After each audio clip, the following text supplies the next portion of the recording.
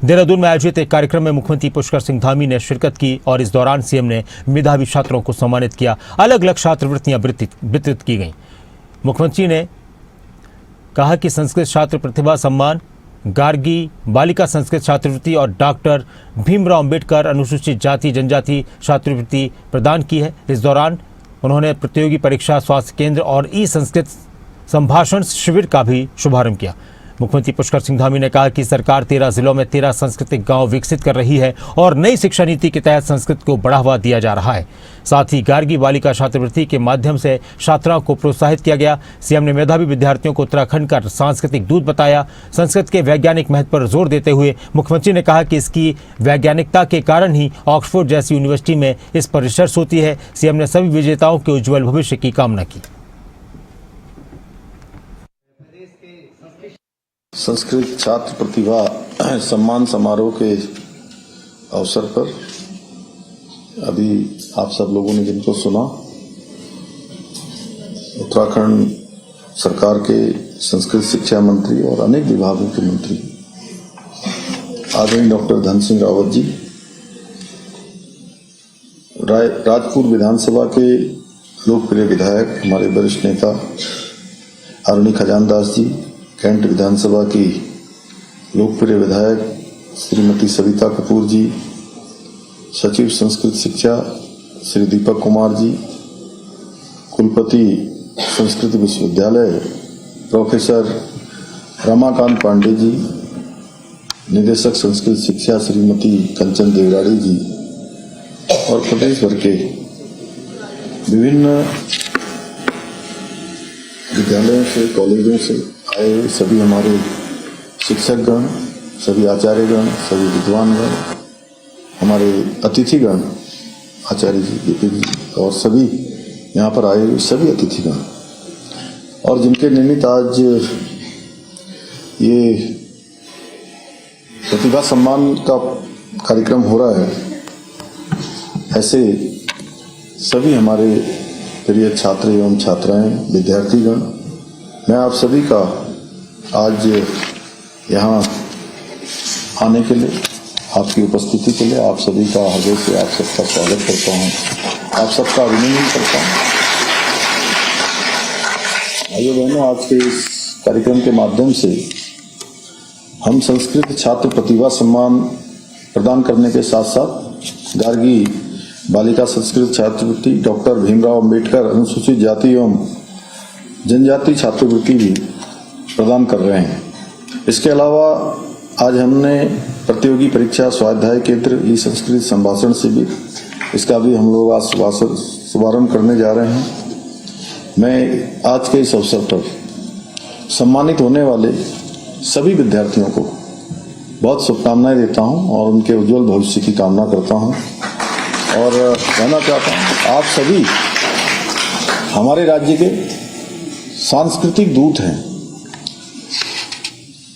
भाइयों बहनों, उत्तराखंड को देवभूमि कहा जाता है और देवभूमि की पहचान इसके ऊंचे ऊंचे पर्वत, ऐतिहासिक मंदिरों से नहीं, बल्कि ज्ञान से, आस्था की भाषा देववाणी संस्कृत से भी है।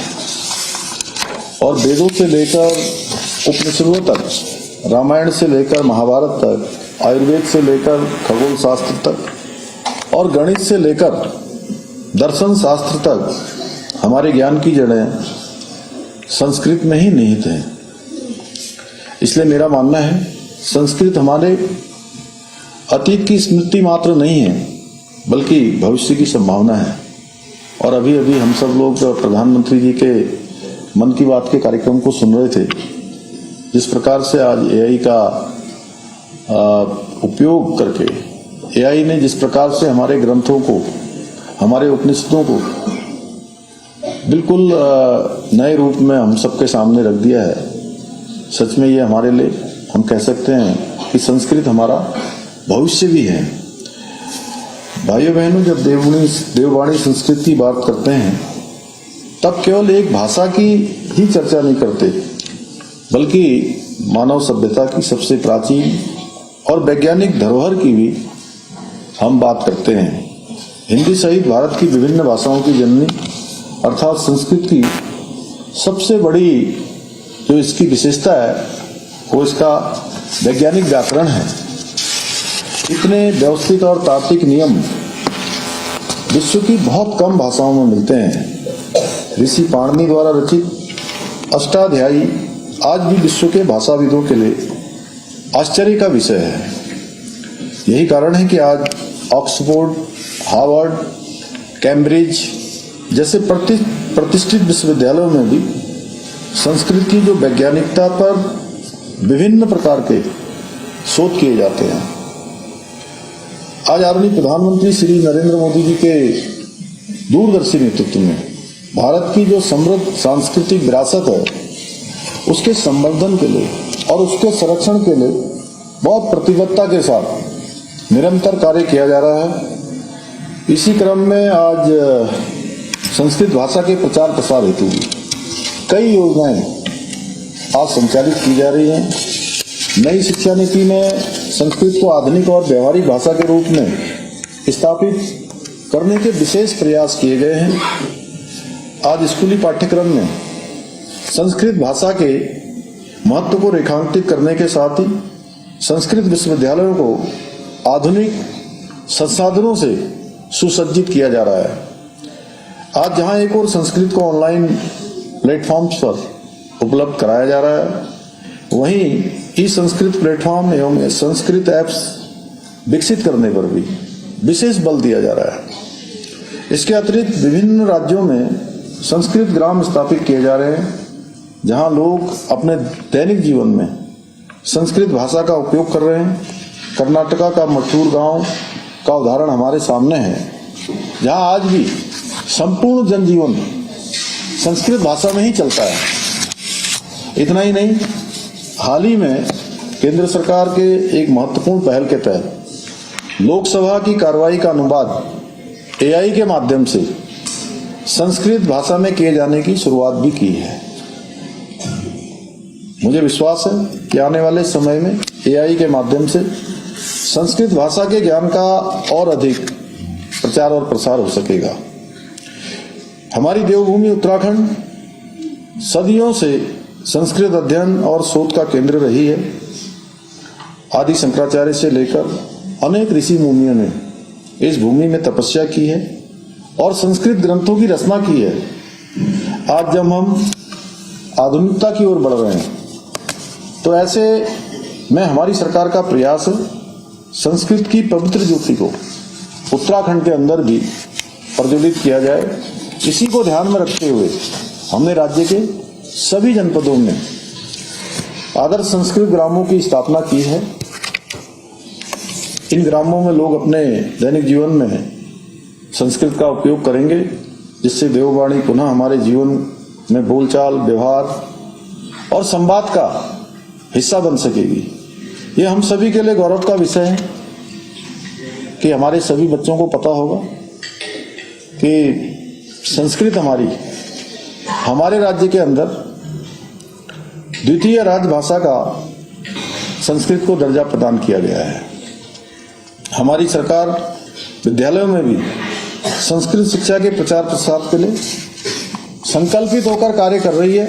इसी क्रम में राज्य में पहली बार गार्गी संस्कृत बालिका छात्रवृत्ति योजना की शुरुआत की गई है, जिसके माध्यम से संस्कृत विद्यालयों में पढ़ने वाली सभी वर्गों की छात्राओं को प्रतिमाह 251 रुपये और वर्ष में 3012 रुपये की छात्रवृत्ति प्रदान की जा रही है।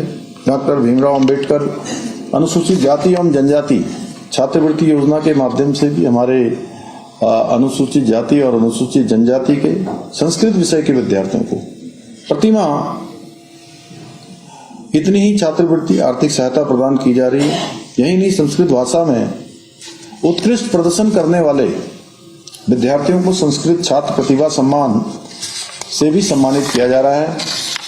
इसके अंतर्गत हाई स्कूल और इंटरमीडिएट परीक्षाओं में सर्वोच्च स्थान प्राप्त करने वाले विद्यार्थियों को प्रथम पुरस्कार के रूप में 5100 रुपये, द्वितीय को 41 और तृतीय को 3100 रुपये प्रदान किए जा रहे हैं। इसके अतिरिक्त उत्तराखंड संस्कृत विश्वविद्यालय एवं श्री रघुनाथ कीर्ति केंद्रीय संस्कृत विश्वविद्यालय के स्नातक एवं स्नातकोत्तर विद्यार्थियों को पुरस्कृत भी किया जा रहा है।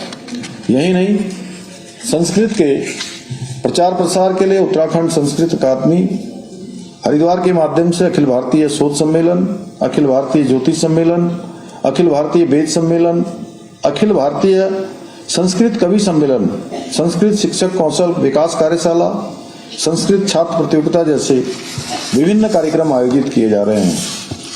हम संस्कृत विद्यार्थियों की सरकारी सहायता, शोध कार्यों में सहयोग एवं रोजगार के अवसर सुनिश्चित कर इसे नई पीढ़ी में और लोकप्रिय बनाने के लिए भी प्रयास कर रहे हैं। सभी सरकारी कार्यालयों और अधिकारियों के नाम की पट्टिकाओं को हिंदी के साथ साथ संस्कृत में लिखने की परंपरा भी हमने प्रारंभ की है। यहाँ का हवाई अड्डा हो, रेलवे स्टेशन हो, बस अड्डा हो, इन सभी पर हम इस प्रकार के प्रयास कर रहे हैं।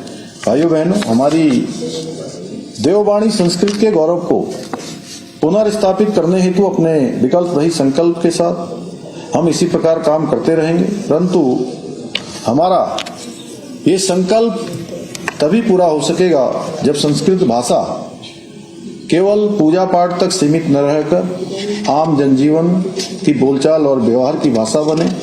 इस कार्य में माता पिता और गुरु तीनों का विशेष प्रयास होगा, तभी हमारी आने वाली पीढ़ी संस्कृत भाषा को और उसके महत्व को समझ सकेगी।